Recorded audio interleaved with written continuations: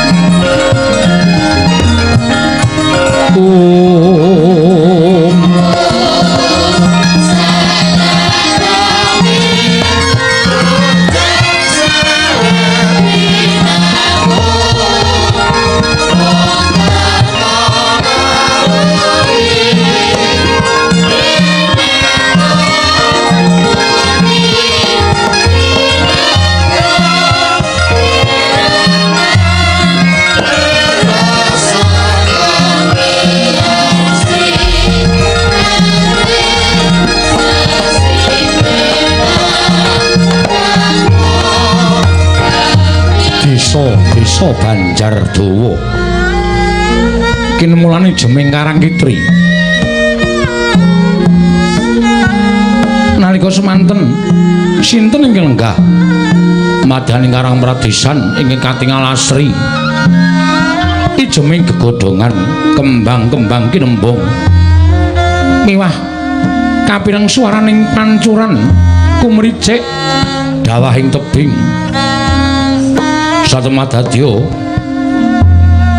sarana ilen-ilening sawah Tegal nyang aren-aren menika ing menastan Karang Kadempel ya klampi sireng sinten ing Lenggamadening padukan Karang Kadempel menika ta warnane abdining para Pandhawa Panakawaning Madukara nama ki ora Semar Badranaya Yanayantaka Dudha Manangunung Jurudyah Punta Prasanta Boja Gati Saron Sari ya Sang Ismaya Risaju Lenggamadening Pendapi sineba sanggaring para putra Kilurah Nala Garing Kilurah Nala Petruk Kilurah Nala Bagong wis kepareng sumewa ngersaning Kyai Nayantaka dupi melajwanipun putra ketiga dadi gragapaning galih Kilurah Semar Badranaya sigra arsa nguruk meng daya mangono pangudas maraning driya Kilurah Semar ingkang dereng kababaring lisan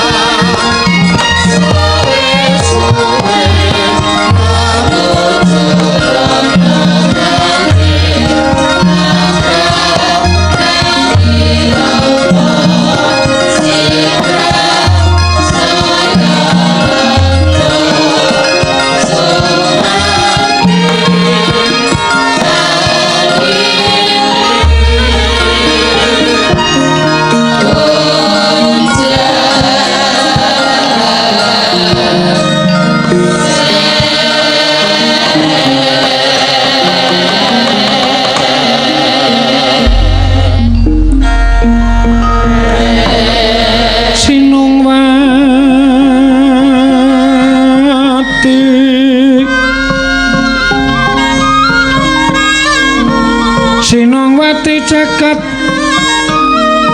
kinari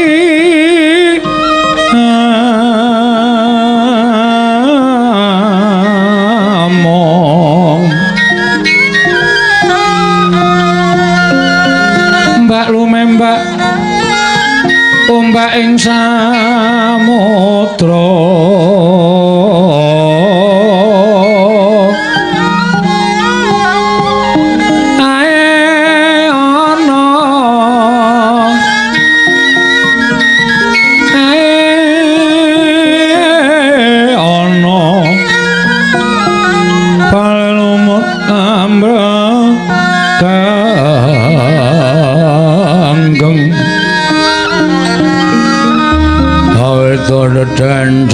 denceng Ron.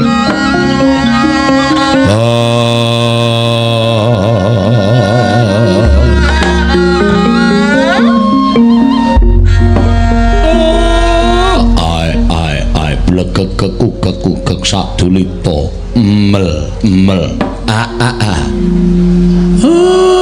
nala garing dalem bapak Petro wonten dawuh mo Bagong piye Mir karo ndaraan bapak kok nyeluk kok mingmir kulino ha iya ni aja marmir-marmir mesake bapak anane kowe tak timbali ngadep iki janjane arep tak jak rembugan bab sing wigati nala garing rembugan apa Pak kaya penting banget wong biasane bapak niku nek medal sik niku terus titi tundha kakate ngareng Trisundi Winayang Jati ngono ya sak teruse terus mengko tembang pocong terus Sekar Pital kentru membo pedekan Sekar Pital kok kentru pedekan ora apal itu lho ha iya kok dadak nganggo rembug wigati barang ajeng rembug nopo Pak Nala Garing Petruk lan Bagong kowe tak kandhani ya Dole nek sejatine bapak kuwi arep bangun desa weh bangun desa weh bangun desa weh diganti meneh lakone diganti pita Gong kok beda karo sing wingi-wingi bangun desa iki dinaiki laon apa-apa iso le rasa dadak ribet ngono lho bapak iki kersane arep bangun desa karang kadempel supaya kawulane luwih becik luwih rukun luwih tentrem bangun desa ning kene sing tak karepake ora kok aku bangun gedung sing magrong-magrong kuwi ora ning aku pengen bangun kamanunggalaning para kawula tetep rukun matsinamatan daya dinayan tunggal cipta rasa lan karsane wo ngaten to Pak iya ning saksuwene aku duwe gagasan niki kok ana pralampita sing rasane kok ora ngepenakke pikir pralampita napa Pak pendak-pendak aku krungu kenthongan lah kok dadi atiku kumesar mongko barengi swara kenthongan mau mesti ana rijal ingkang munya ing kidul kulon mongko pralampitane kuwi ya bab sing ora apik ning kabeh mau tak gawe tentrem mergo tumrap aku nek pancen penjangkaku iki diudanani dening dewa mesti matedhakake pacoban lah pacoban mau mung aku iso ngliwati apa ora tegese iso nampa apa ora nek ora iso nampa tegese gegayuhanku bakal gagar wigar tenantu karya ning nek iso nampa pacoban mau dadi kanugrahan gegayuhanku bisa kasembadan Dole oh nggih menawi kersanipun bapak ngaten namung sendika dederek kula kadhawan menapa kula mboten badhe selak semanten ugi kula kadhawuhan mlampahi ingkang tebih beto barang ingkang ngawrat kula mboten badhe selak Pak semanten ugi ingkang putra wragil pun Bagong nadyan kula kadhawuhan supados nedha ingkang kathah saha ngunjuk ingkang sakelangkung tuwa kula mboten badhe selak Pak wong kok senengane menggon pangan to Gong nyambut gawe sik mulai nyambut gawe untuk pangan dirasake tetes sing kringet kuwi arep mung sethithik entuk-entukane sithik ning nek dirasake tenanan wah malah dagingi malah iso marai sehat arep entuk-entukane akeh nek ora dagingi wis percuma ngono ya Tru mula apa sing dikersake bapak iki dhewe mung kari manut didhawuhi apa-apa manut supaya penjangane bapak kasembadan ya mung sing prayitna ngati-ati mergo bapak wis paring dawuh entuk sasmita sing ora apik sing ora becik kowe karo aku kudu tanggap sasmita nek ana bab-bab sing arep ganggu gawe karo bapak kowe karo aku kudu wajib mbelani karo bapak mestine ngono to ha iya mergo bapak iki tumpuan harapanku ha iya bapak iki wong tuwa sing tak sembah-sembah heeh mulane nganti Bapak ki engko gegayuhan eneng sing ganggu, wos. Ora ujar ora kaul. Rawe-rawe antas malang-malang bakal tak putung. Ha iya wajib kaya ngono kuwi.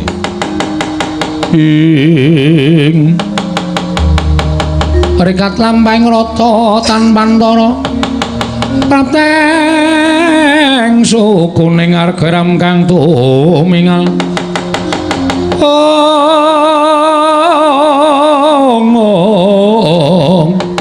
Hiram kang tumingal dendeng saengga praja. Dereng ngantos paripurna Mbawacana. Kasaru praptaning ngenalindring Mandura Prabu Baladewa ngembletek-betek. Kakang Semar, aku ing Prabu aja kaget Kakang Nayandaka.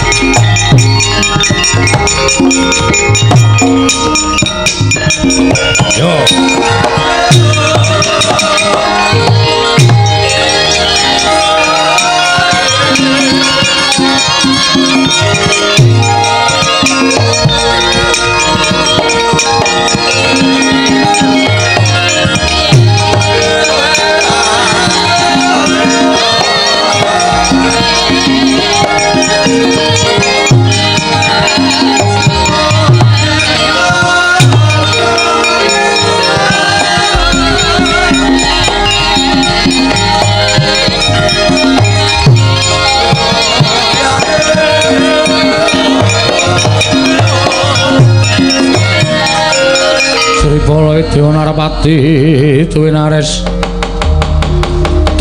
Wara Kresna karangkung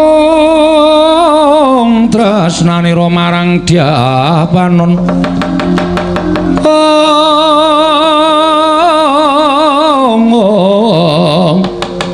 marang Dyapanon Cinawi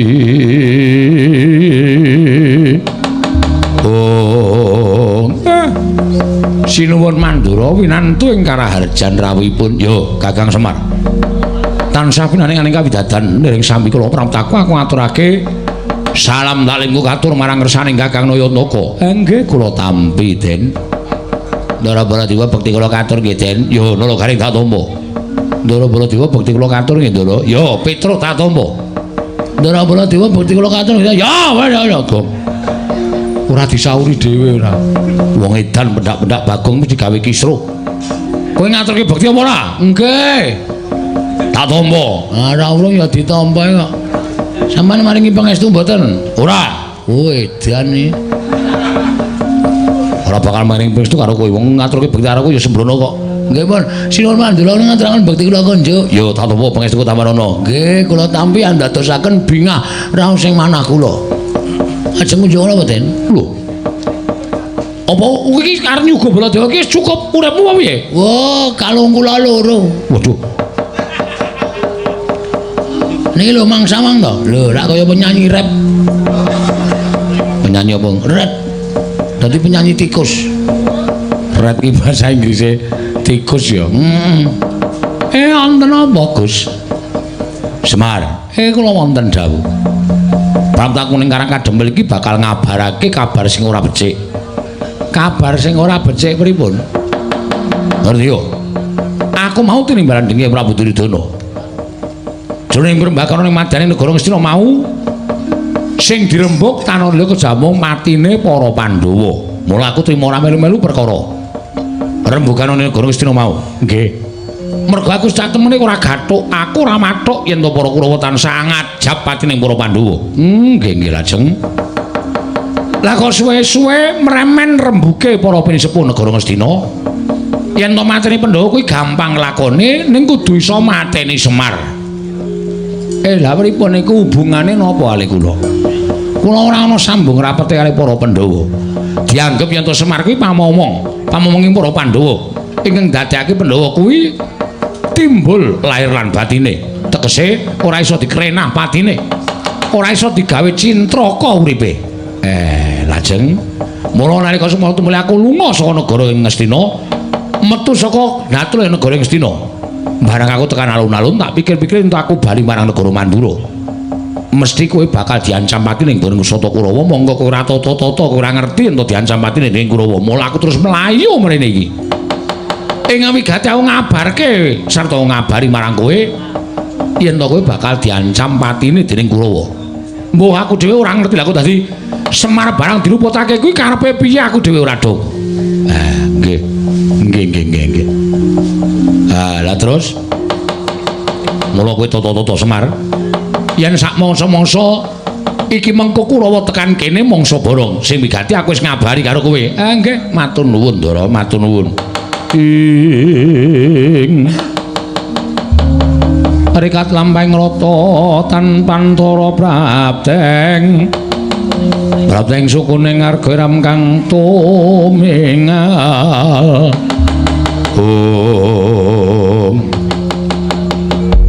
dereng ngantos paripurna Mbawacana kasaro praptaning Raden Antasena Raden Ganukaca tuwin Raden Antarja dumrujug tanpa larapan.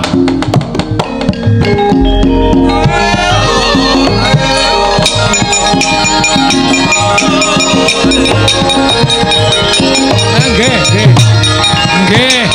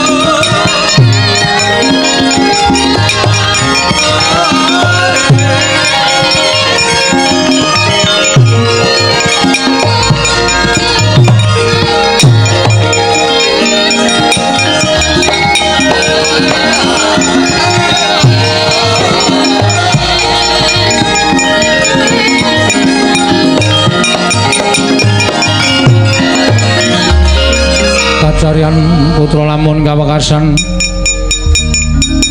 yeka sanggeni maya wisanggeni Wisnu Pratinta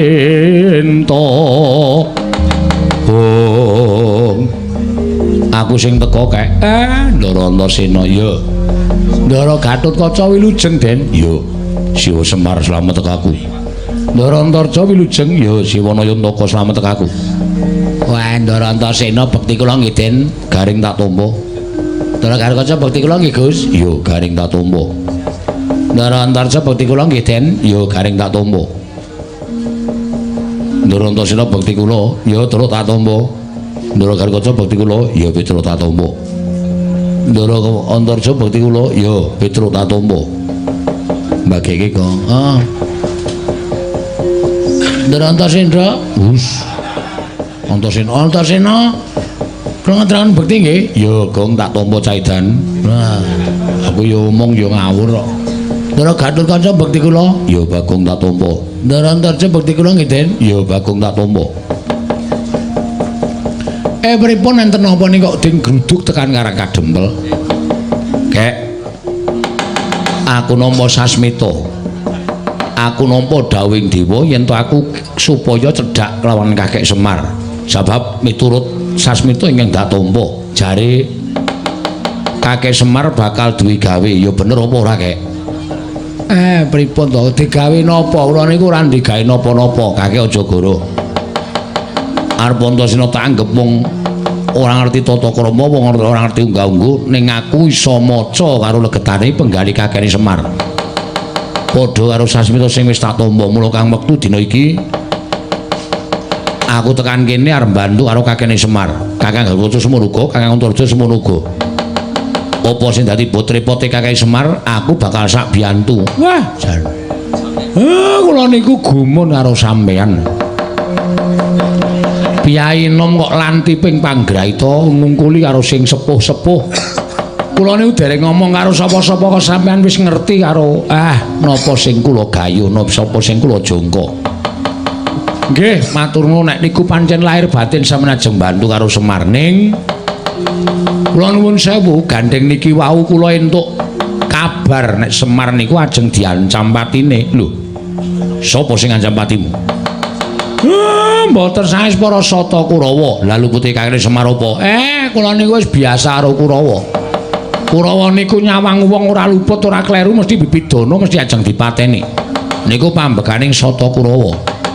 Mula nek sampeyan ajeng bantu kali kula manut mang bantu kula ya gelem. Sabiyantune sampeyan sing matur kali kula njaluk dibiyantu. Kurawa aja nganti mlebu sapa negara utawa ing Karang Kadempel. Mangundurke. Diundurke alus nggih monggo, kasar niku kula pasrahe karo sampeyan. Lah. Nek ming Pakde-pakde para Sata Kurawa aja kuwatir. Yen to bakal ganggu gawe karo kakene Semar nggone bakal duwe gawe iki. Aku Kakang Garwaca Kakang Antarja bakal nrenggalangi para Sata Kurawa. Nek ngoten matur nuwun, matur nuwun. Mundhak sami rawuh wonten ing mriki. Mang pethuke sak njawiring rangkah Karang Kadempel. Mengki nek perange teng Karang Kadempel ndak akeh kawula sing padha kesemyok ing ngaradan. Njaluk pamit yo kek ngatos-atos Kakang Semar nyuwun pamit. Ndara Garwaca ngatos-atos. Siwono untuk aku nyuwun pamit. Ndara Antarja ngatos-atos sampun kados lare alit nggih, Den.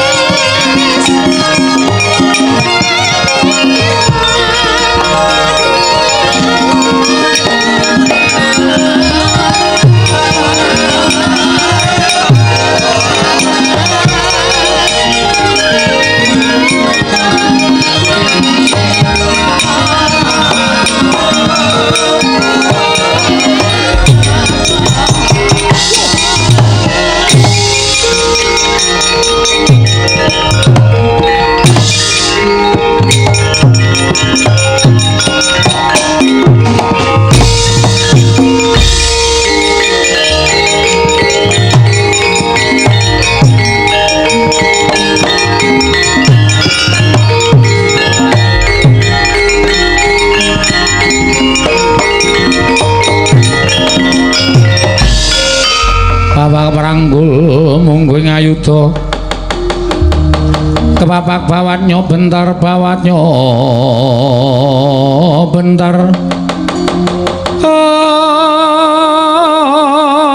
ngomong kepapaknya mungguing ngaloka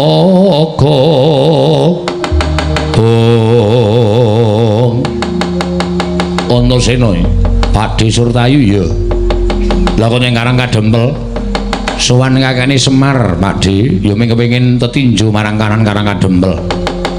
Lah kok dadi Sata Kurawa dampyak-dampyak lakune arep endi Pakde? Pancen nedya bakal ana ing Karang Kadempel wigatine ngembandhawa timbalaning Kanjeng Koko Prabu Ngastina. Yen para Sata Kurawa ki nen boyong Semar Badranaya. Upama to Semar ora gelem diboyong marang negara Ngastina, Semar bakal dibondo tangane krincung sikile. Ewadene isih bondo Semar bakal disampurnake tegese bakal dipateni dening Kurawa Antasena.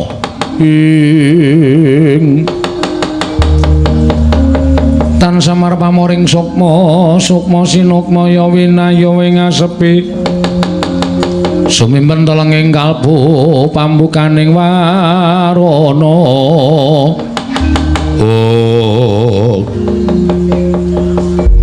Semar ora kleru ora ruput kok dijangka patine. Antasena sing ora entuk Pakde. Lho. Kaya palangi kareping para sata Kurawa pancen kepara nyata. Yen ngono, aku kudu sing nyingkirke Antasena. Yen aku iso nyingkirke Antasena, kelakon ketemu karo Semar. Ayo gage. Yen pancen kowe iso nyingkirke Antasena singkirna. Ning sisip sembire kurang-kurang bejane. Aja takon dosa, babati gamen wak gulungi genderamu. Kene marganing patimu Singalena prapteng lalis Pakde Surtayu.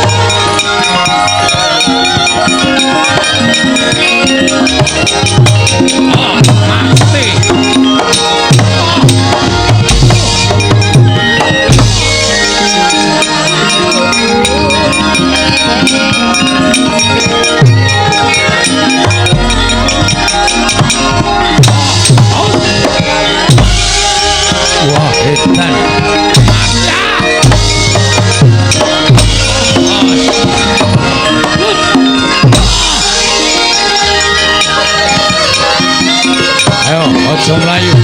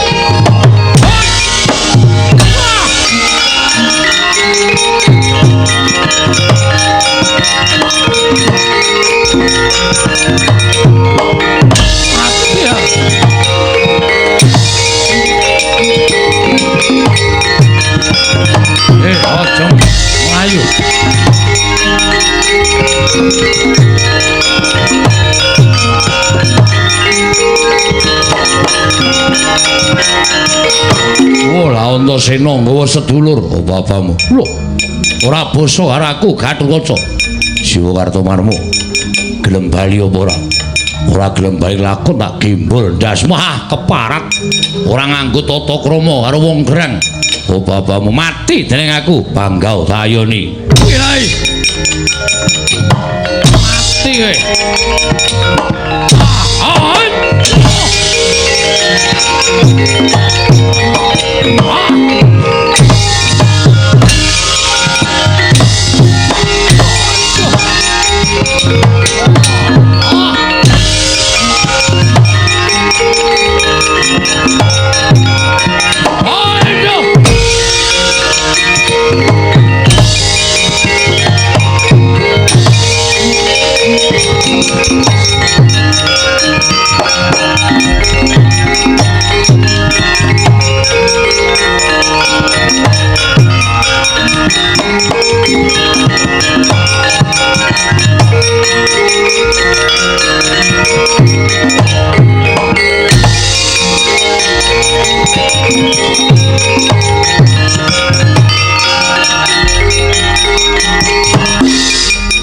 Antarja, ya dasar Paranyata.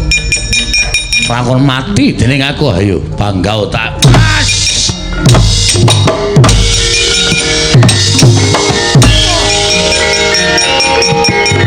Mati ya.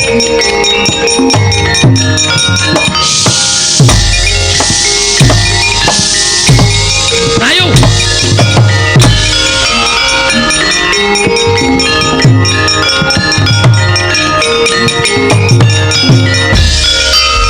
Durman.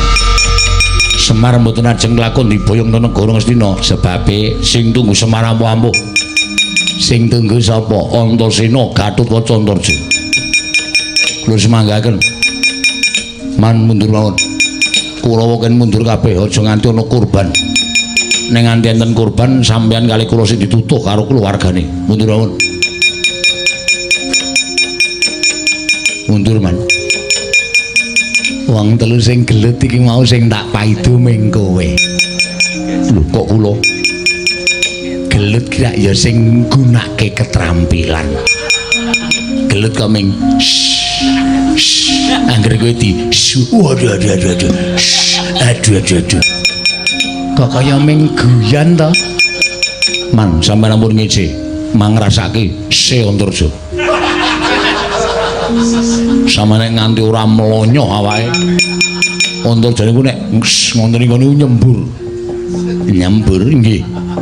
Teng awak tiba niku upase kemranyas larane ora jamak. Mula sampeyan ampun ngawu gawar-ngawur nek ngarani kula ming etok-etok terus tiba niku. Ning perang nganggo tenaga ora ming sak penake dhewe sampeyan ming tenguk-tenguk dawuh. Nek ming dawuh wae iso wae.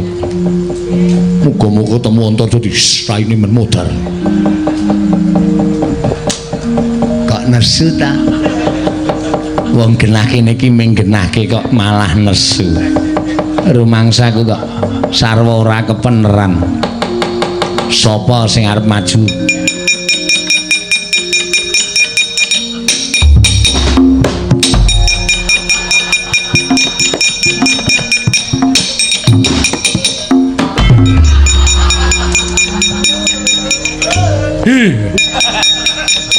Kecamplok man. Kecamplok dengelmu.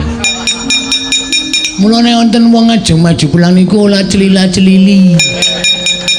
Olah ngebabai dalan iki yang jegi capeng kok malah cetenguteng liku.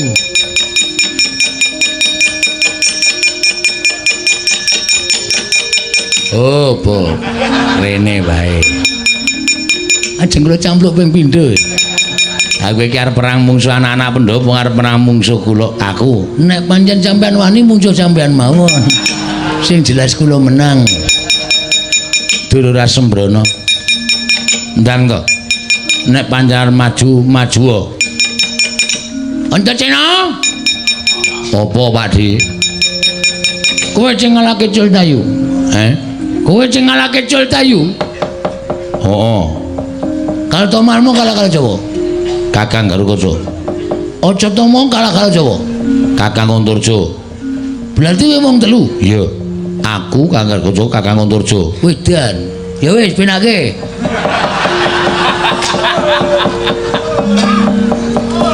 Munggo gawa linggis tak linggis ndase. Kene iki ngrungokke tenanan kok ming etung-etung cacah ming sensus. Marahi mangkel tenan. Sapa sing arep maju meneh? Sapa sing arep cari muka?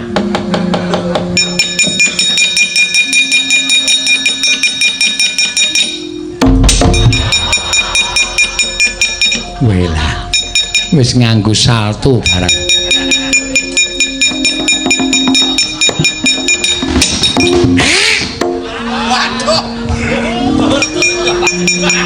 Ngopo Cit? Lele capeng ngrimpet sarung suwek man. Tak salin sik. Iya.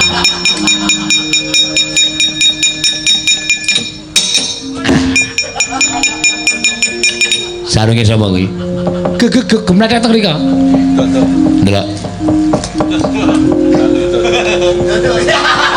Iki lho. Ana tulisane SNK. Iki nggonku Sengkuni. Tak kampleng kowe. Nyinyi. Nyinyi le man. Maju tenan. Mama maju tenan. Mung suwe sapa? Antarja, Gatotkaca, Antasena. Wah. Edan. Ampuh kabeh. Wani ora? Wani. Kira-kira antaraning telu kuwi sing tok pilih sapa? Sae man. Ketemu Antasena kula pateni, ketemu Garkaca kula pateni, ketemu Antarja kula pateni. Nek ketemu telu-telune kula sing mati. Pas ta?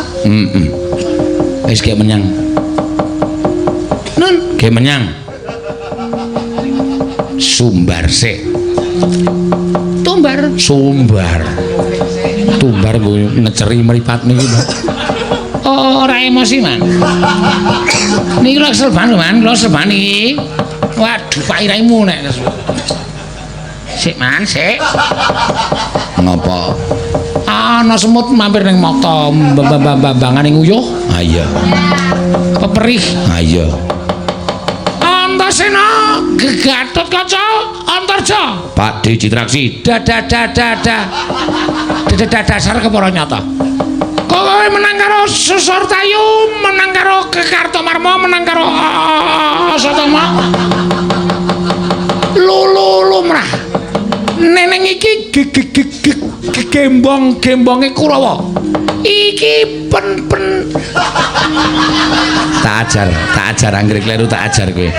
Iki pentrolane Kurawa. Wis tau mama mateni kucing telu. Jit, non mbok mangkat jelih aku weruh lek ngomong.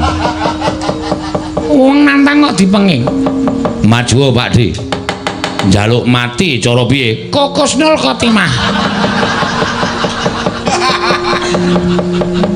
Nek iso mati sing apik. Lah mati sing apik kene. Kepruk istilahmu modar kowe. Wedan. Karo wong tua kok ora sopan. Sisirahe wong tua dikepruki. Tampas rai Kakang Garkaca wis sagu, nugel, gulumu puntir. Sirahmu tugel. Mati dening aku. Edian sumbare medeni kabeh. Terus Antarja nek ketemu aku arep ngapa? Sembur mlonyo hawamu Pak D. Edian. Urung dibubuti wis digawe mlonyo. Aja maju Ijen. Antasena, Syukur. Wong kon maju ket mau kok dadak cerewet bae. Patuk kowe syukur. Antarja, Gatotkaca, Antasena. Aja maju mboko siji. Maju bareng legane atiku tinggal lunga dadi kowe.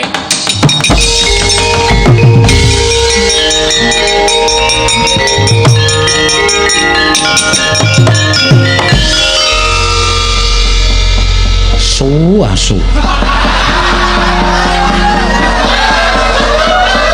Mangkel aku. Lek ngenteni iki tenanan bareng nantang kok minggat. Ngalah. Awe gumun karo Kurawa ya. Rumangsaku ya kadang kala sok gawe seneng, kadang kala sok gawe mangkel. Lek kowe arep menyikapi iki kepiye? Nganti bingung. Kae malah indak-indik.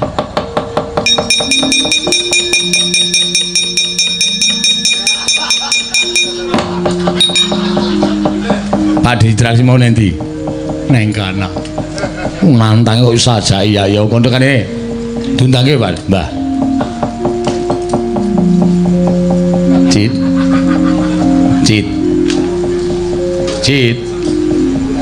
nanti we Satria kok ndekem neng kandang pitik ki ngapa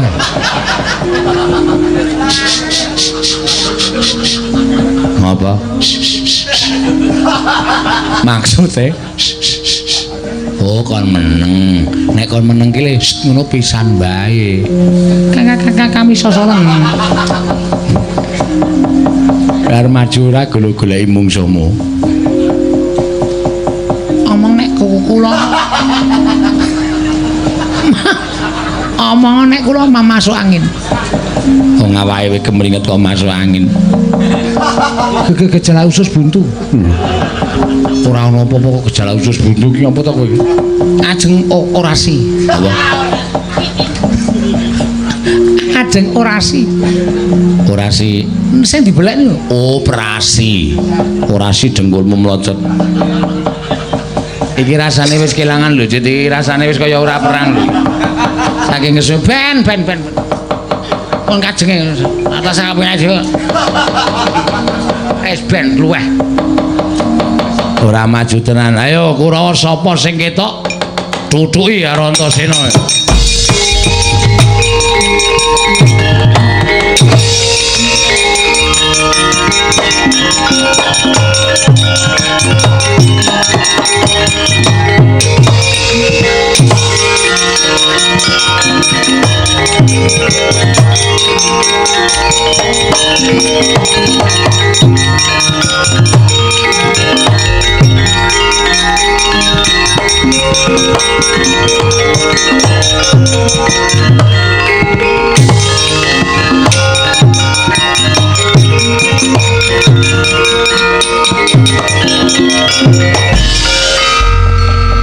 Pripun, Kakang Semar?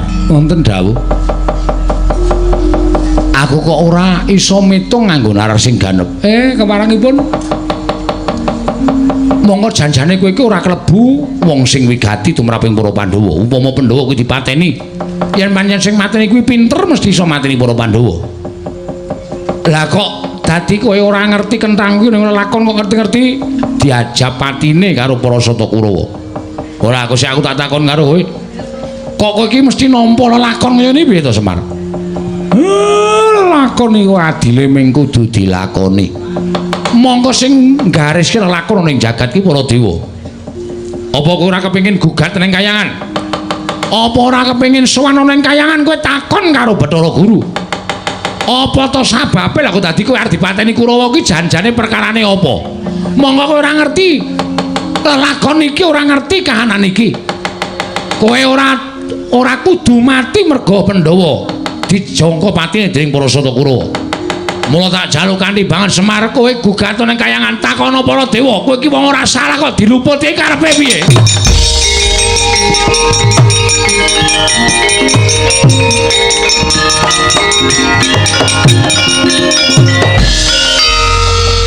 Nek kula munggah teng kayangan sing tunggu karang kadempel sinten? Aku.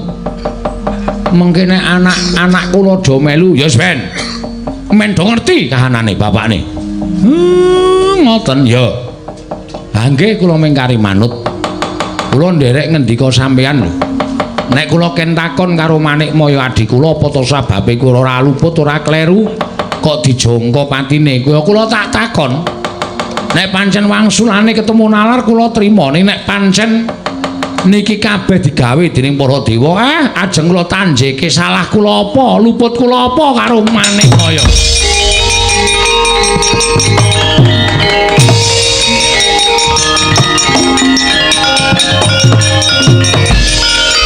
Bapak teng pundi, Den? Semar teng pundi, Doro?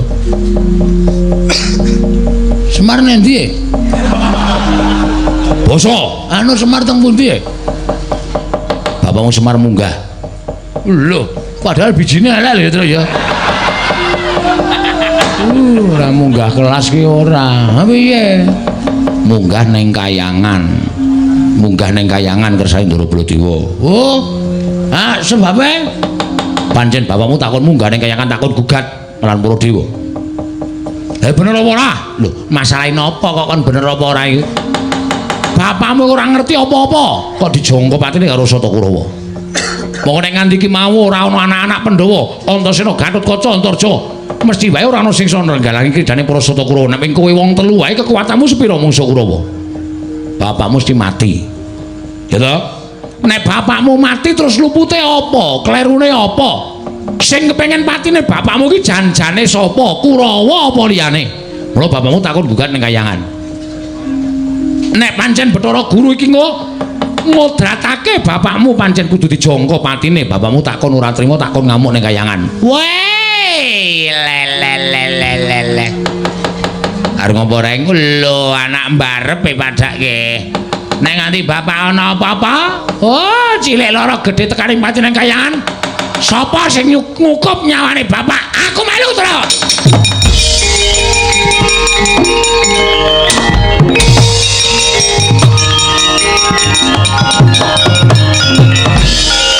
Mati maju kok. Arep nggo pancatan dasku ta. Lah nek munggane Kahyangan bapak ra wis tau omong lho. Kowe do iso mabur nek mancati sirahe dulur-dulure. Garing mamak ceplek 12. Ngene to? Saya ora masalah, ora. Aku kok terus mancat sapa, ayo. Lah tenan aku kari dhewe nang donya. Iki nggo ngopo? Kualat kuwi ratu Rawane aku. Bojomu dundang pancat men iso mencolot tekan Kahyangan. Ngono ya? Heeh. Tariam. Wonten dawuh, Mas. Edan. Bojomu lemu banget ya, Gong. Apangane dedake? Apangane dedak dengkulmu ora padake apa ora? Guys, ya, ngusul bapak nek tak susul ndak tuman bae. Ngono, aku mau ya nusul aja kuwatir.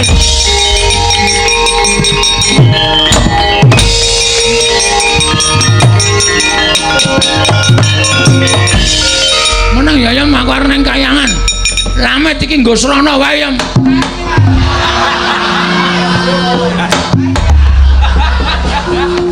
Ora iso munggah ta Yam? Kersane ajeng mancat apa? Sirahmu. Niki sene sirah. Padha karo sirahmu. Gedene padha. Kowe iso nek dinahi wik. Sampai ale umpul gede apa diserang. Wis kudu padha. Senengane kok kaya koten ora wis, rasa cerewet wis. Kene rada dinglo. Nggih. Ujan. Wah. Kok jero banget ta Yam? Dalem beli. 3 meter setengah. Kalian pun kebun. Ya, terus tak susah terus.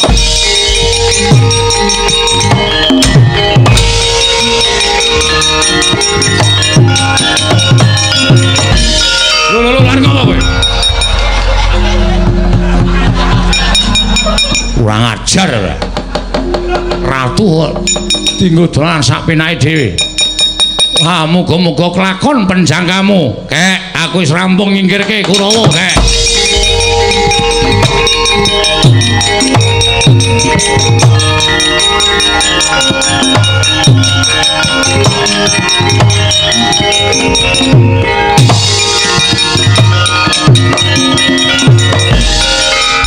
Antasena. Pati Baladewa. Iya.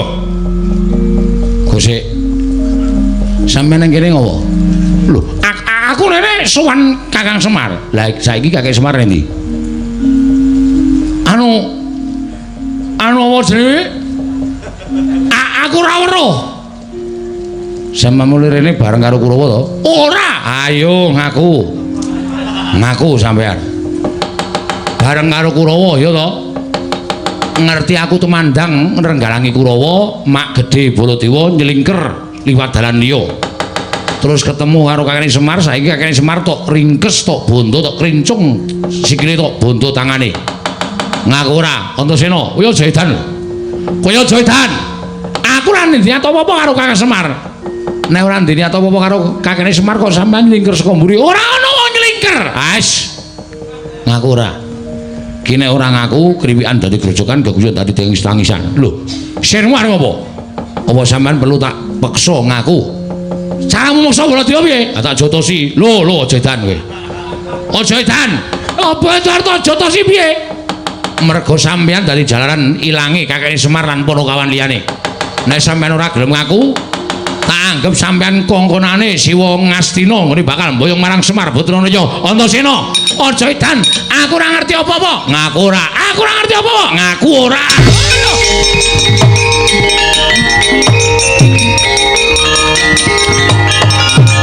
Wela wong edan. Edan wae. Antasena aja edan. Aku ora. Hei, aja edan ora iso.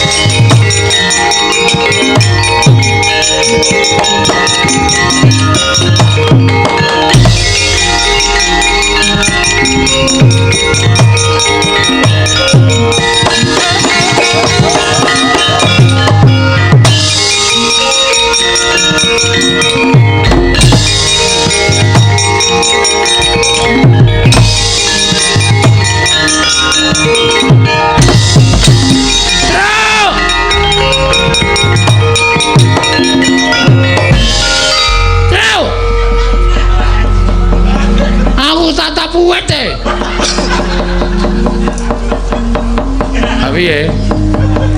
Ayo nasibmu Gong. Terus ora ono to, terus ganggu terus. Aku dibantu. Ya piye wong kene iki kekuatane ngono. Terus. Oh, bujeki kowe. Iya.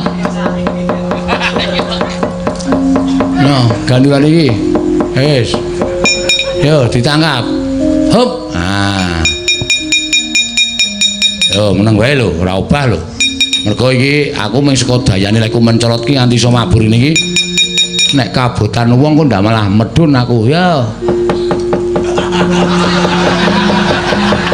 Pokoke aku melu ya, Truk. Nah aku ora dijak ora iso mbelani bapak, kudu mbelani anak kok ora mbelani iki piye. Ha iya. Kowe carane tekan kayangan tok gantung ngene iki aku ora masalah. Yang penting aku iso tekan kayangan. Ayo nek ora ngono ndak ora ramu. Heeh. Truk, ngopo? Medun sih ya. Lah ngopo? Awe cenanangan kok. Cenanangan piye? Liwat papringan nek. Sarungku kathokku keri ning papringan nek, Truk. Delok ndak aku wuduh. Ora apa-apa ning dhuwur ra ketoke. Ora ketok apa? Ya ketok. Ndase gede. Ora ketok piye. Engko nek ngono tak sisi sarung ora usah trepet. Ndak selak ketinggalan bapak. Oh ya.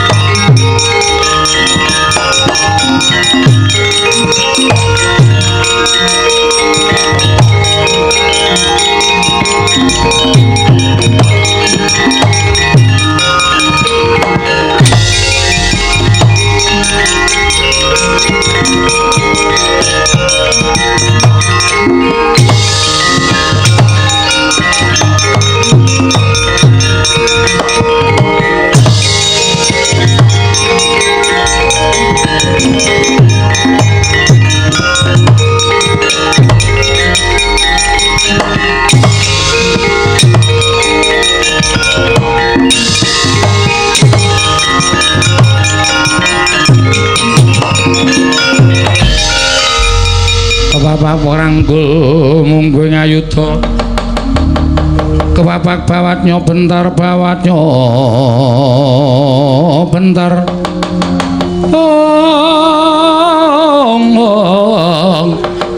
kepapaknya mungguing ngaloga wediani sopas ya Truk. Bathara Guru nggawa wadyabala dewa telu cacahe, Semar nggawa wadyabala wong nekat telu cacahe.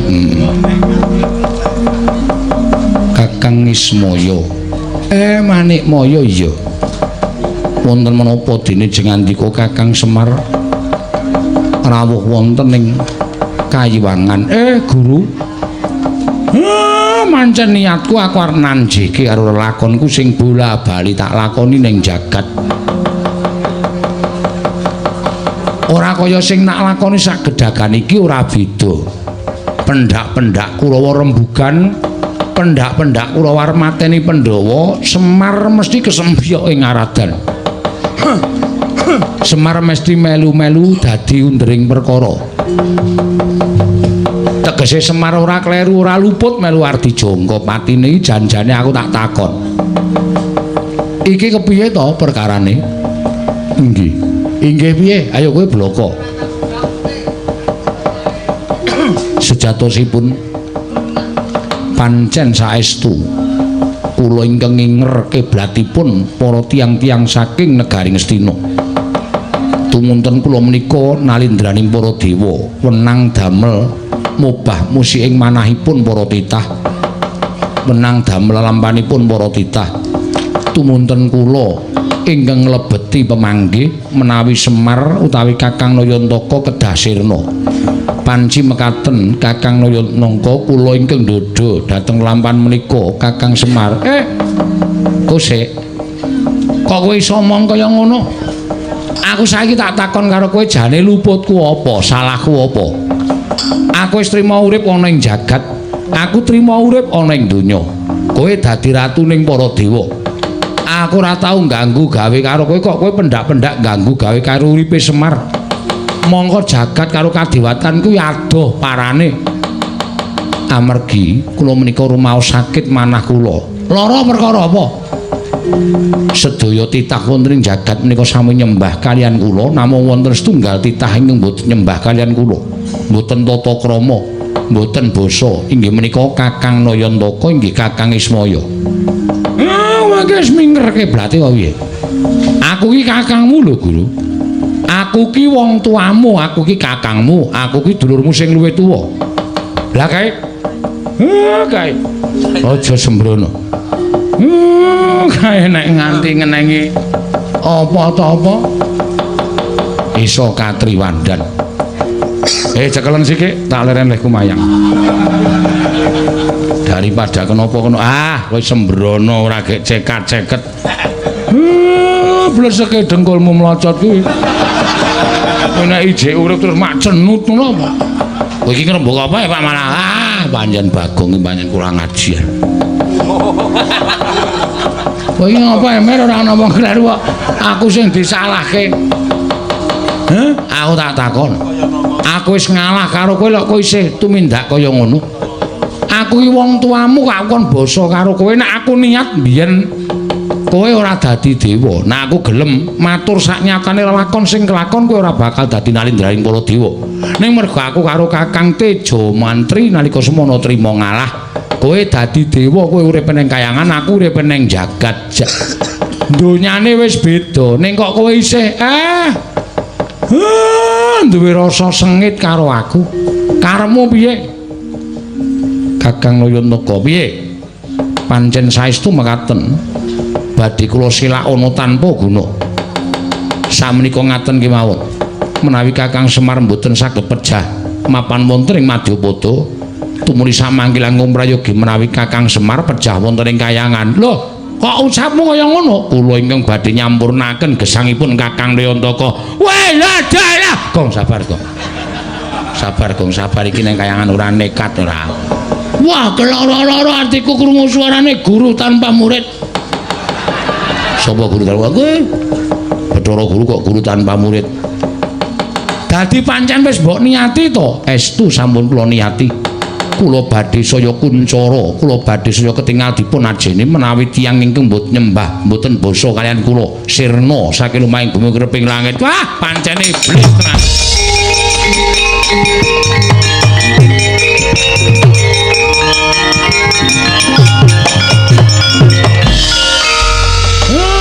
Pancen wis ora kena disewawa. Pancen kowe iki pancen nek lagi kepanjingan jiwane iblis ora mantra-mantra sipating dewa. Ning kaya pancen kowe ora pantes dadi dewa. Nek kowe pancen niat arep mateni karo Semar nyampurnake Semar, ayo. Rupak wani jembar wani kula ingkang badhe wantun dateng Kyai Semar. Ah, pancen setan kowe.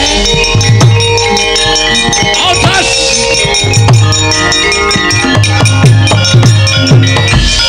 Iki no gareng areng apa? Iki sapa iki? Ulun Bathara Indra. Wah, keparat kowe. Areng ngewangi bapakmu kowe. Kowe ngewangi bapakmu, aku ngewangi bapakmu. Ayo, aku ngewangi bapakmu, aku ngewangi bapakku. Kesosor-sosor terus ayo alon-alon. Ayo, rupa wani jembar mani. Wila wani karo dewa sing tak wedeni apamu.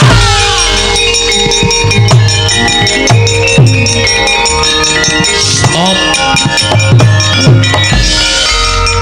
Sapa iki? Bathara Brahma. Wila nyilih rek terus. Lho. Nyilih rek kuwi dewaning geni to? Heeh. Nek pancen dewa-dewa rembeane Bathara Guru, aku sing ora nrimake tan trimane Petruk kandung bolong obrak-abrik kayangan.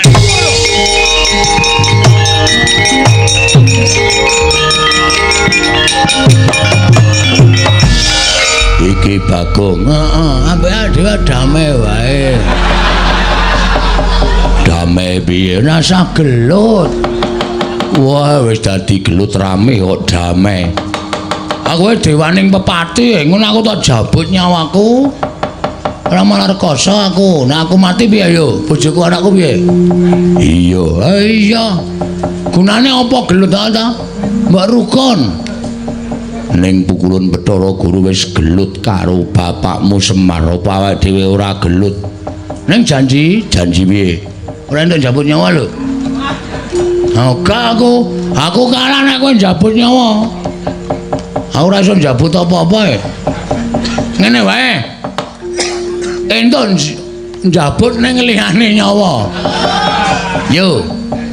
Ayo wani ae. Aku ngerti kowe ngarep njabut jenggotku ta kowe. Heeh, kemlawer ya wis liyane jenggot yo. Wah, sak gegem yo. Ora kaya tomat. Tomat dengkulmu melocot kuwi. Piye sida gelut ora? Oh, kowe ora bali saka kayangan. Aku tak pateni wae. Weh, lah pati kok diame-ame. Ya omah dipati. Mungsuh Bagong entuk mungsuh tenan. Wae gaglak lima, gaglak segamu. Ono ora? Ora ana sanane. Aku apa-apa doyan.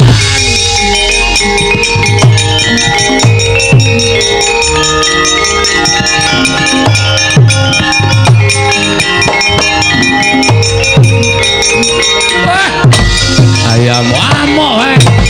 Pancen niat kowe.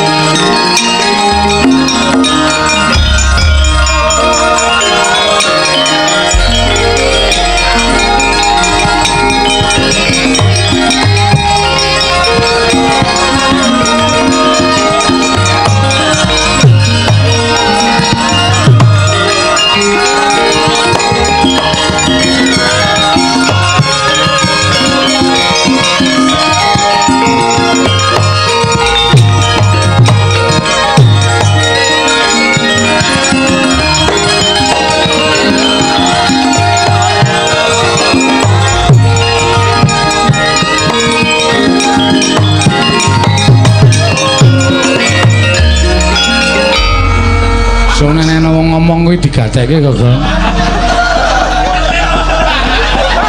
Aku ora jelas e.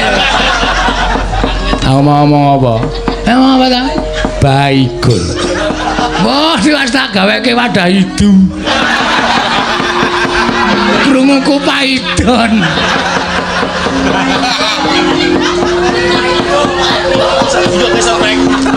Ya ampun, Kang. Aku kudu piye menghadapi dirimu. Obat. Aku ora ngerti, aku mau ya ora cetha kok. Pertama tak ulungi rek ya ora gelem. Awang muni baikon kok tok kei rek. Ora adoh banget to. Bareng aku muni baikon ku muni oke. Aku digoleki dus. Kon nggo idu anggepe aku mau masuk angin apa piye? Maaf, Tro, maaf. Ora jelas kok ya. Tanggo nyemprot kewan-kewan iki men ora mlebu ning jare wong. Bola-bali wis celka-celki kok. Petro, dalem Bu Kulun menengo dhisik. Niki lho Bagong niki lho Bu Kulun. Bagong kena ngopo Petro? Wah, wis sampeyan nek kula critani malah mangke malah mboten prayogi. Ora cerita-ceritake lho, Tro. Ora. Isen aku. Aku iso ale wis sudah rungane. Ha iya. Ora nek ngomong njaluk ki seru. Astro mlebu mik. Oh. Cah payah ora. Meh padha lho, Tro. Ha iya wis ngerti. Paidon. Baikun. Ha, beda ta?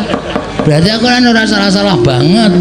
Oh salah ya wong semprotan kok karo dus. Kuwi ana hubungane lho, nek bar tok semprot kewan-kewan ki lebokno dus maksudku ngono. Ya ora. Senake bunge Edan. Seneke kancane dijaluk. Oh alah. Guru. Pukulan njaluk pupu. Guru. Pupu dengkulmu mlocot ora. Ayo ora krungu ayo. Wonten dawuh Pulun. Apa iki kita rembug jroning kayiwangan sayekti ulun wis ngawuningani kebangetan timen. Apa kita ora mersake kalau Semar, ora mersake karo kadang kita. Semar wis gelem urip ana ing jagat. Monggo Semar tanpa derajat, tanpa tapangkat, tanpa bondo, tanpa donya. Uripe Semar kaya wong popo, ngulandara, uripe sarwa sekeng, sarwa ora kecukupan, sarwa ora duwe, mung dadi titah lumrah. Kita ing kedunungan derajat pangkat bebasan sundu langit derajat pangkat lan semat kita. Nanging teko kita isih duwe rasa gedeng keburu sengit kelawan Semar. Mung merga nggon kita kuwatir kelawan Semar, sabab Semar ora gelem basa, ora gelem munggah-ungguh, sarta ora gelem nyembah kelawan jeneng kita. Apa isih kurang titah ingkang semono akeh wis padha nyembah kelawan jeneng kita. Semar kuwi wis rekoso manikmaya. Ismaya kuwi wis urip ingkang kebak prihatin lan papa cintraka. Kena ngapa isih mbok gawe supaya titah ing ngamapan negara Ngastina padha sengit lawan Semar wekasan jangka patine Semar. Kebangetan timen kahanan kita. Mula kang sangka kuwi kanggo sarana nggon kita wis gendhak sikara kelawan Semar Badranaya Bathara Guru ora ketang ngamung sedhela kita kudu ngrasakake urip kaya dene Semar Badranaya. Mandi ucaping kuwun para wenang.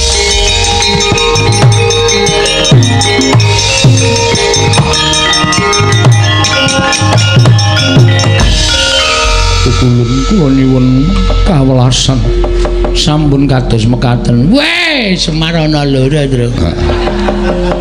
Sing asli sing endi kok? Kae cetha sing mburi dimburine Bathara Purun Sang Hyang Bathara. Sapa kae, Tru? Purun Bathara Paut. Paut dengkulmu kuwi. Cah cilik oyane klitian ya, Tru. Ha iki dewa ya, Nyuk. Kae iki dewa malah Bathara Guru kalah derajate karo kae-kae mbahne Bathara Guru. Masa? Heeh. Kok untune butuh? Wah. Engko nek disotke dadi uler tenan lho. Ora sembrono to, Gong. Kula nyuwun pangapunten. Wis kita kudu ngrasake dadi kaya dene Semar. Rasakno. urip kaya Semar kuwi ora enteng. Badranaya wonten dawuh ulun. Ayo kita ora ketang sedhela dadi diwaning para dewa mapan ana ing Kayiwangan. Sak tutuk kita nggon kita mapan ana ing Kayiwangan supaya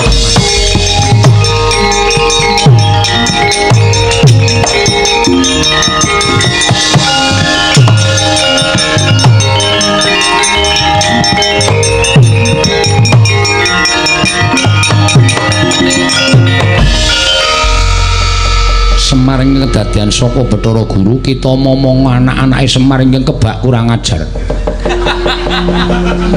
Bagong kae yen karo Semar bapakne tumindake kurang ajar ning Semar mersa sabar mersa ikhlas rasakno yen dadi guru kurang ajari karo anak-anake Semar.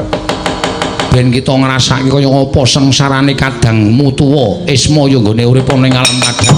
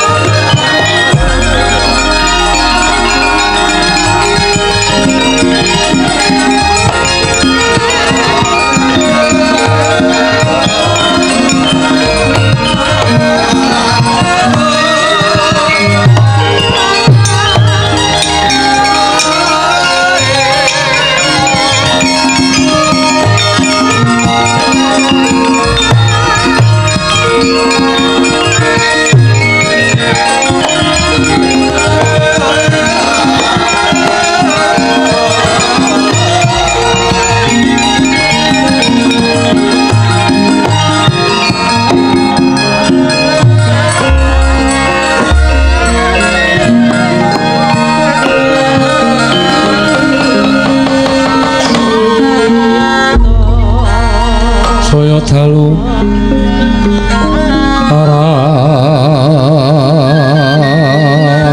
aras abyor sorot lintang kanggo madhap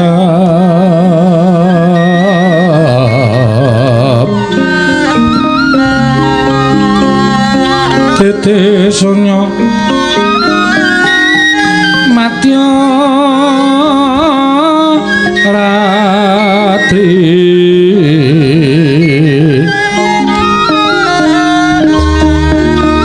lumrang gandaning puspita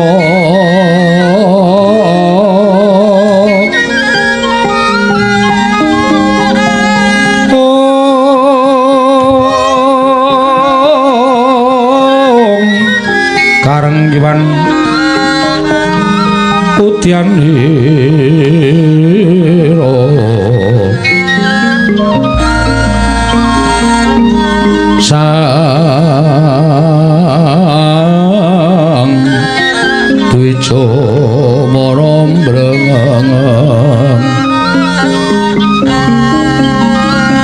swaraning madu blonto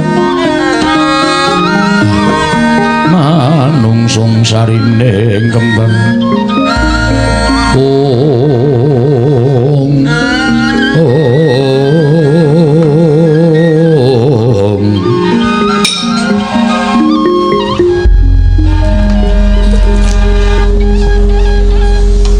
Nono gareng suarane ra ngono kuwi Semar suarane alus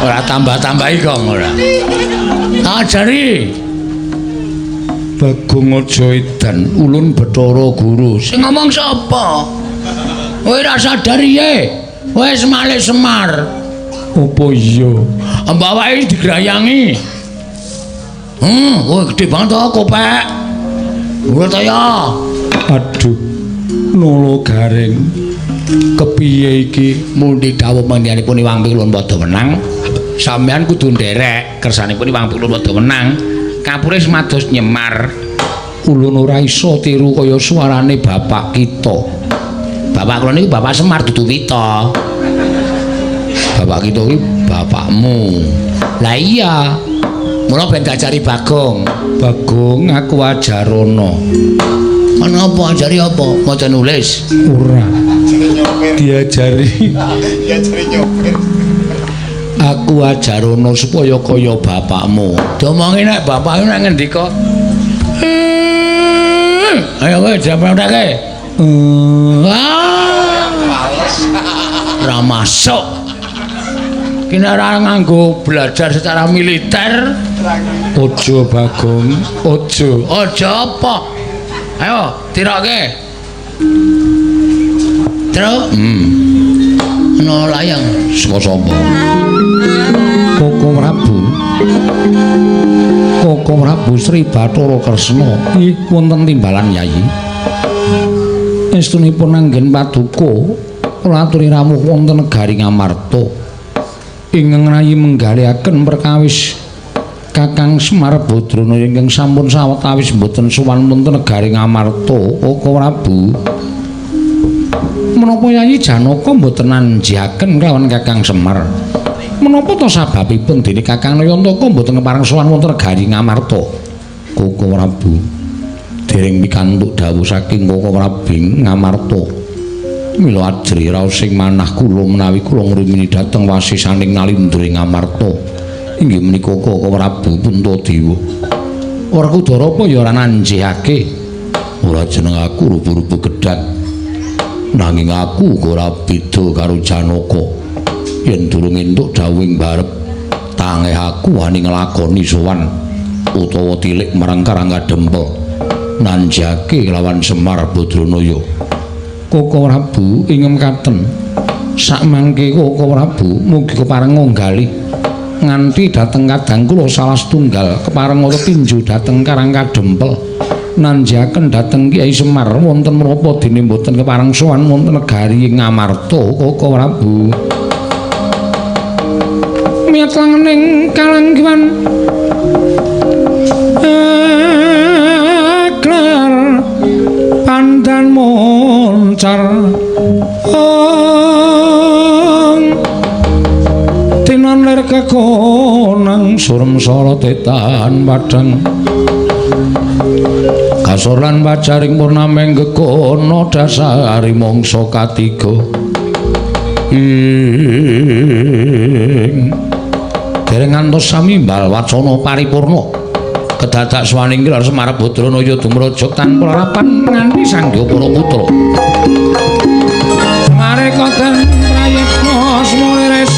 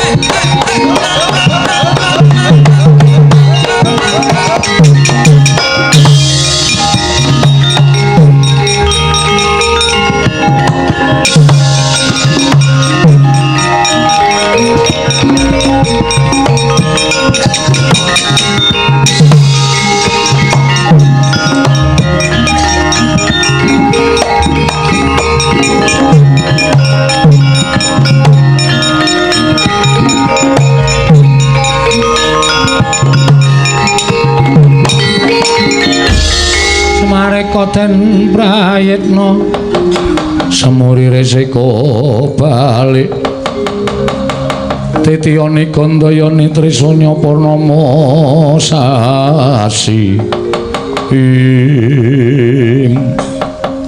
Koko Prabu nembe dados raosen teka menika Kakang Semar sampun sowan Kakang Nayantaka padha arja sapraptanira bleget duwek sadulita lit-lit inggih sinuwun kula ngaturaken bekti kula kunjuk diweji iya Kakang Semar ora liwat pangestuku tampan ana nggih kula pundi nggo jimat Kakang Semar padha raja sapraptamu sinuwun Ndarawati wilujeng bekti kula kunjuk nggih Den iya Kakang Semar kok kaya ora kepenak awake masuk angin apa piye mboten lah kok suaramu kaya aradat sabene pancen kados ngaten sinuwun Kakang Semar Padhararja sinuwun anu sapa anu Ndara Janaka wilujeng Dipol Padhararja sapraptamu Ndara Werkudara kula ngaturaken bekti kula kunjuk ya tak tampa apa to sababe dene Kakang Nayantaka musawetara wektu rasuwan marang Praja Ngamarta yen to pancen ana piranganing Pandhawa ingkang gawe kogel kagelan atimu Kakang Semar samengko Kakang Nayantaka ndak aturi paring dawuh yen Kakang Semar darbi panjaluk mopo Kakang Semar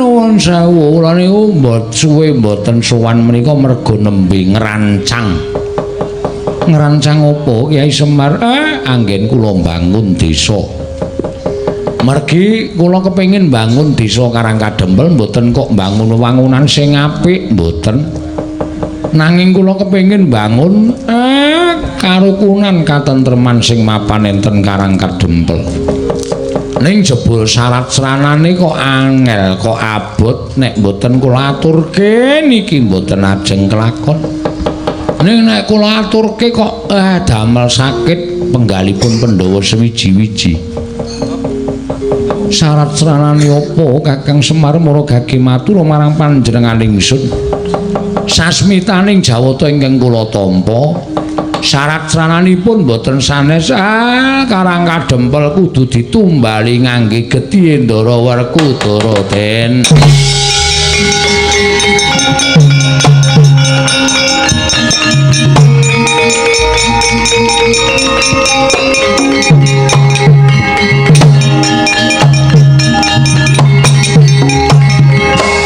Semare panjenengan ora kena dikandhani kok aku ora iso mara kowe to Pak ora sok wani matur kaya ngono engko kowe iki ngrekoso nek kowe wani matur kaya ngono ning ngayal ya reng apa atonya ndasmu ora kompak babar blas wah aku ya krungu dhewe kaya wah jan kuwi Ndara Werkudara wis jumeneng ning ngarepmu kuwi mir omong sisan piye Ndara Werkudara ikhlas apa ora pripun Den ikhlas napa mboten sampeyan dadi srana kesembadan gegayuhan kula mbangun desa Dipol ing mestine aku ngajeni karo kowe ing mestine aku nyembah karo kowe yen perlu upama kowe dudu drajating wong loro saudon telu saurupan merga nggonmu wis momong marang para Pandhawa nanging apa ya pantes kowe ngucap kaya mengkono yen ngono cetha yen to kowe jadine ora tresna karo para Pandhawa ora tresna karo Werkudara wah mek perkara bangun desa wae kowe dadak gawe pepati kowe dadak nganggo syarat srana sing gawe kapitunaning Werkudara piye Bagong mengkari gelem apa ora ngono mengkari gelem apa ora nek ora gelem tak rudha paripeksa nek ora gelem tak rudha paripeksa wah Dipol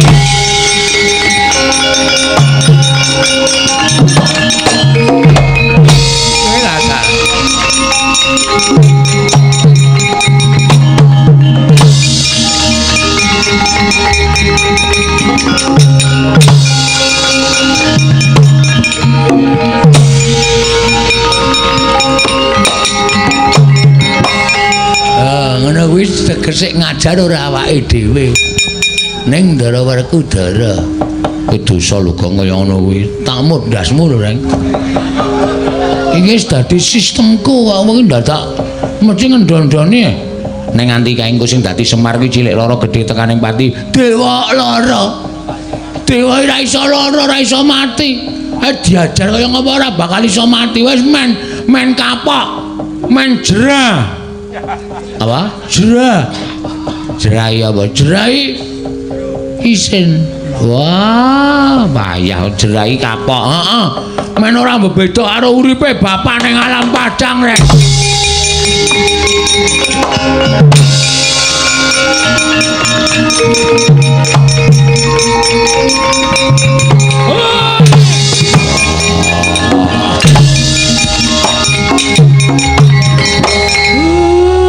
Ampun disiksa Ndara. Kula ampun ditendangi. Gunane apa? Kowe suwita ning negara Ngamarta tundhone ming kaya ngene sing tok lakoni. Wah, kebangetan wis Semar. Wah, diuripi ning Ngamarta ning kowe malah sajaya arep mipri kekuataning Pandhawa. Wah, edan.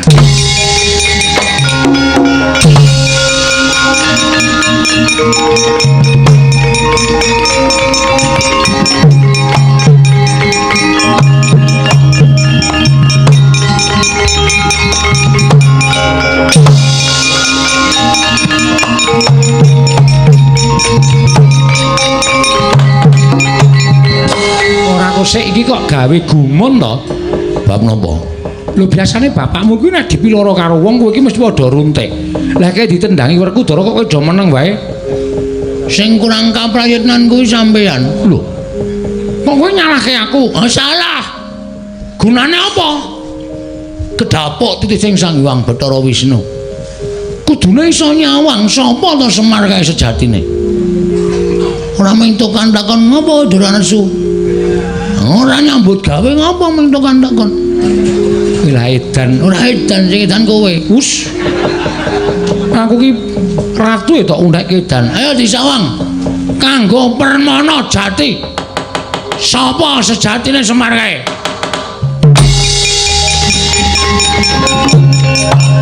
Kowe lah ta.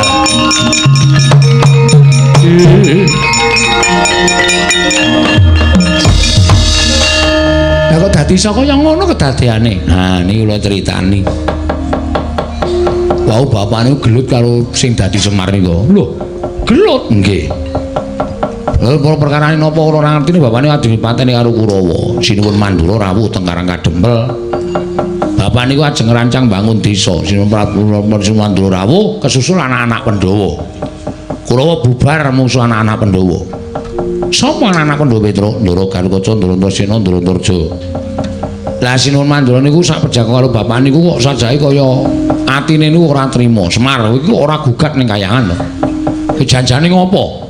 Lah kok Kurawa ujug-ujug kepengin mateni karo kowe iki nek ora ana sambung rapete karo dewa tangeh lamun merga ati lan pikirane manungsa iki sing ngobahke para dewa. Nah, bapak runtik atine. Tak tanjiki teng kayangan. Kula ale gareng kali Bagong melu mriko. Kula ale gareng karo Bagong ngamuk teng mriko dewa-dewa bubar. Bapak gelut karo sing dadi Semar nika. Iya, terus Sang Hyang padha wenang medun. Heeh. Ndukani sing dadi Semar nika. Kowe kok ora ngrasake Semar to? Semar ki urip ning alam padang, Semar ki urip ning alam donya wis rekoso dadi wong sekeng, dadi wong ora duwe tukang momong. Kowe wis kebekan derajat pangkat dadi nalindraning para dewa kok isih duwe rasa gedeng karo Semar. Nek ngono hukumanmu mung ngrasake kaya dene urip kaya Semar. Jelek. Dadi Semar. Sapa? Nika wau. Terus Bathara Wenang wis Bagong Petruk Gareng mangsa para nggonmu Murba Masesa. Semar iki tak unggahke ning kayangan. Ben Semar ngrasake dadi dewaning para dewa, sing dadi Semar kae mung ngrasake dadi Semar. Wong ngono, anu iya, anu nggih. Kowe lah dalah iki mau ki sing ngakon nganggo tumbal Geti Werkudara iki sapa? Ngacung. kok isa-isane nglakoni mangane tangan kula sing ngajar Semar. Lho ora mentala wong wujude Semar. Ora ketan jerone du Semar. Ben diajar Ndara Werkudara. Kengko nek nganti kena apa-apa piye? Mboten mungkin niku dewa sing dadi. Ora apa-apa, diantem wae loro dila mari, loro dila mari. Nek nganti disudet kuku Pancanaka. Lho, apa mlendring? Kok apa mlendring kok disudet? Ora bakal terdas. Pun lho sampean pitados kali kula ning ra tawat-tawati ndak geger kanane Bagong.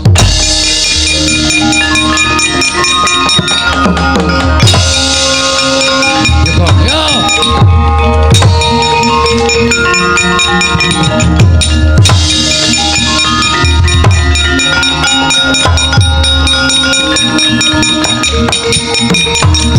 Kaya Joidan Antasena, sedalan-dalan aku waja tosi, sedalan-dalan aku tak tabohi karepe piye? Ora ngruduke bak kakene Semar nendi, tekan ngendi wae tak jotosi kowe Pakde. Aku cubriya karo kowe. Kowe melu dadi kongkonane Siwa Ngastina supaya mbondo karo Semar. Ora, aku ora ngopo. Sapa? Antasena Joidan, aku ki wong tuwa. Sapa apa?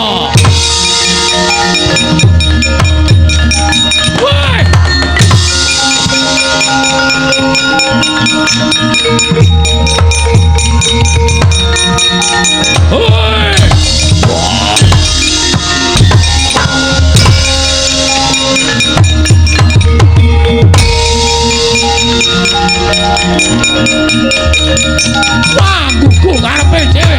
Strayoli binatang wah. Wah, edan. Antasena kaya wong kranjingan. Ngantemi wong tuane sapenake dhewe. Lah kok dadi aku sing dituduh kaya ngene iki piye kanane? Lah iki menungsane keparat kowe. Semar. Semar. Kuli. Kula kuli. Kuli sinuwun. Kowe iki piye? Takon munggane kaya kena melat tekan Goro Ngamarta tapel wates Goro Ngamarta piye? Kowe ngapusi Baladewa ya? Kowe ngapusi Baladewa. Nganti aku diajar karo Antasena, digawe pengiram-iram aku diwirang-wirang karo Antasena. Mergo aku ngeboti karo kowe. Jarene kowe munggah nang kayangan bakal gugat karo Baladewa. Lah kok klitian nang kene kowe iki janjane iso ditata apa ora kowe?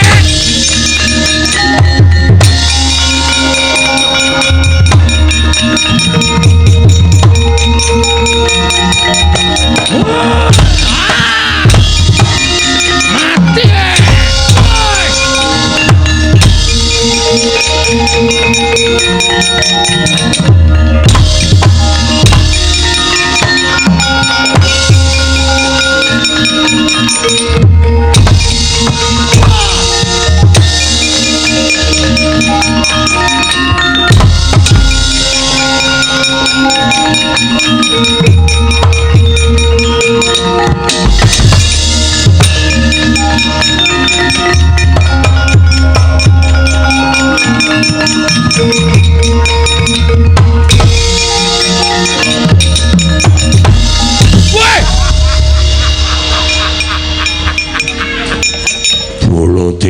Baladewa.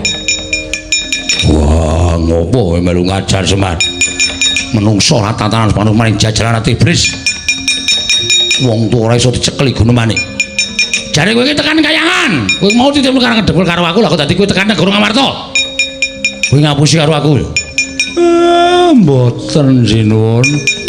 Werkudara ngopo Semar ajar? Wah, arep bangun desa dadak nganggo tumbal gedhe Werkudara.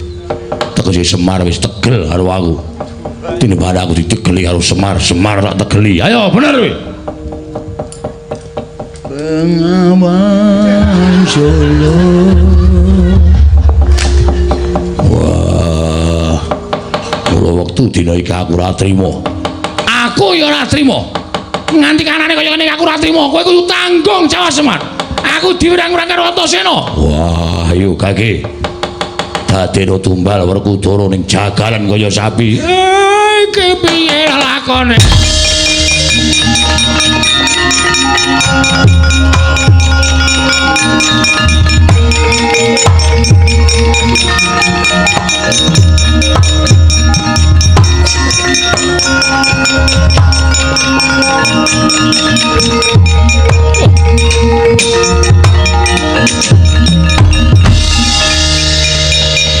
Baladewa. Iya wonten dawuh ulun. Ulun ingkang prapta. Lho. Kula ngasta utawi nganti dhateng Kakang Semar. Ya iki pancen Semar ingkang sejati. Ingkang nalika semana ulun dawuh supaya ngrasakake dadi dewaning para dewa ora ketang amung telung kedheping paningal. Sabab Semar ingkang ora luput, Semar ingkang ora kleru dijangka patine dening Manikmaya ingkang tansah duwe rasa gedhing keburu sengit kelawan Semar. Mula tumuli Manikmaya tak sebda dadi wujuding Semar dimen nglakoni urip kaya dene Semar dadi wong papariman, wong kang ora duwe sarta wong kang kekurangan ning jagat. Manikmaya wonten dawuh pukulun piye? Apa kita betah urip kaya Semar? Inggih pukulun. Kula nyuwun pangapunten ingkang sakalangkung kathah. Kita nyuwun pangapura kelawan kadang kita ya kuwi Sismaya. Kanthi kita nyuwun pangapura ingkang kanthi tulus. Sayekti kita bakal mbabar sejatining wujud ingkang sejati. Kakang Ismaya kula nyuwun pangapunten. Sepinten ngalematan kula diagung pangaksami, kula mboten badhe gendhak sikara. Kuwi badhe mboten jangka dhateng kapitunanipun Kakang Ismaya wiwit dinten menika ngantos sakterusipun Kakang Ismaya. Aku ki mesti menehi pangapura karo wong sing rumangsa salah kok. Manikmaya.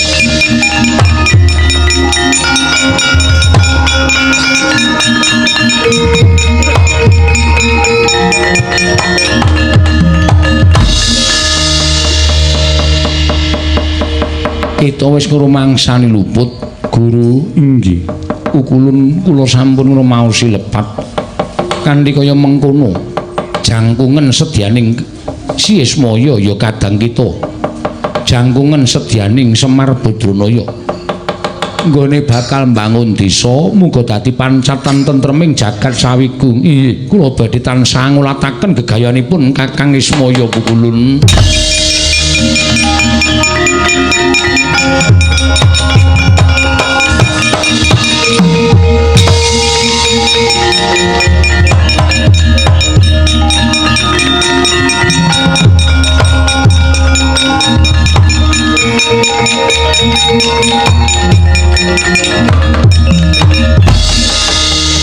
Walah dalah kok dadi lakone kok ting kremit ora karu-karuan. Wah. Dipol kula sida njaluk tumbal aku apa ora?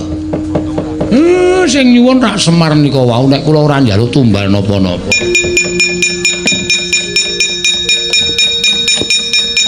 Kowe ngerti sopan ora? Piyayi lungguh dhuwur tak ajar kowe. Cah picak mripate. Kowe. Iki Bathara Guru to?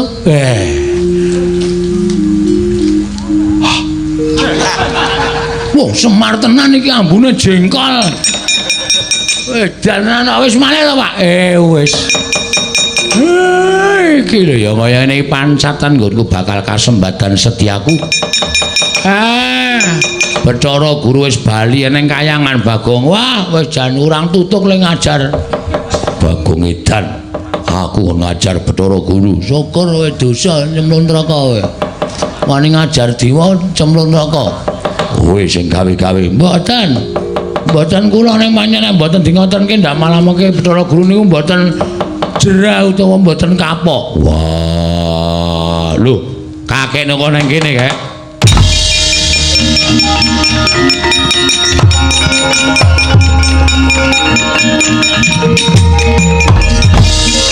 Kakekne Semar jajar bangun desa kok malah nang kene. Weh, saiki kuwi saiki delon kuwi. Kuwi didelokke kuwi senengane ngluputke wong gerang, ngluputke wong tuwa saiki sawangen. Iya, Dik, aku salah. Dik. Saware salah. Aku nyuwun ngapura. Napa Antasena? Pakde tak jotosi. Mergane tak kira nek ngrangket kakekne Semar. Turun dalan tak antemi tak tabuki nganti gila. Wah, caidan. Wah, sesuk meneh ora waton. Ya nyuwun ngapura Pak, ora ngerti kok. Kuwi anakmu ngono ora tau diulangi ngono iki. Anake wong kau, anake wong dosa. Anake wong butuh apa anane? Pakdene diajar aku ki ratu e. Terus dalan dijongkong-jongkongke. Yen ngapura. Yen ngapura, Pak. Wonge trima ora. Sapa? Sing ndok jotosi. Trima ora trima gajulane. Iki sing gerang rak malah wah, Werkudara ki malah nutur karo anake sing apik to. Ora prayoga kaya ngono kuwi.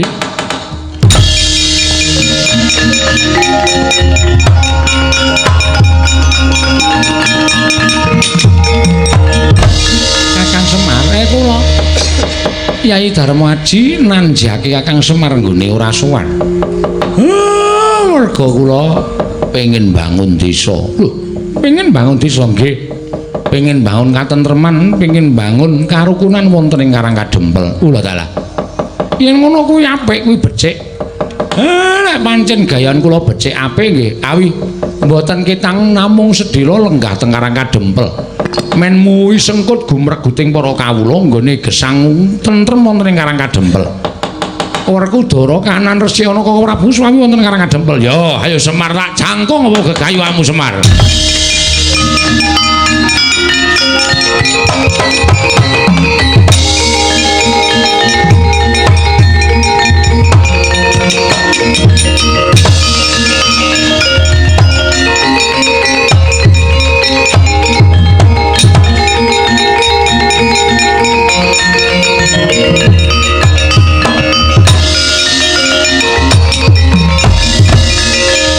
Werkudara jaluk Semar arep mbok nggo ngopo pateni ya Kul Ngastina. Wah,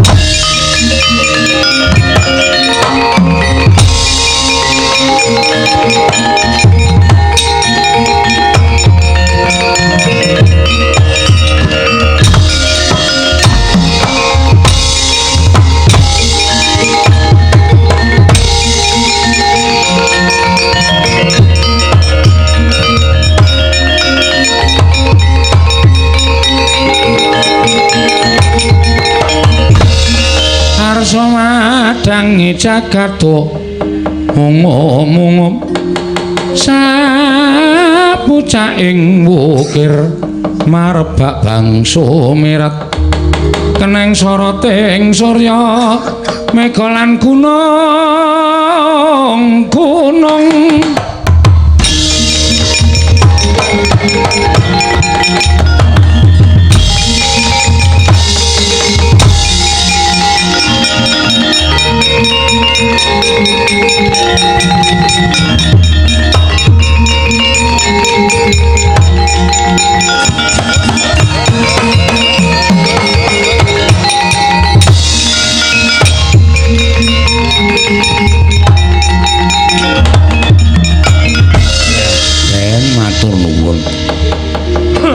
sedaya won paripurna kula wis disengkuyung anggenipun badhe miwiti mbangun desa ya Semar.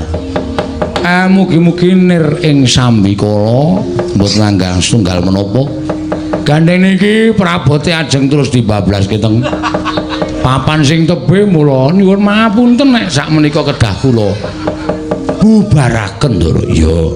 Mugi-mugi sami wilujeng ning sambikala samudayanipun kula nggih tentrem ayem mboten manggal setunggal menapa.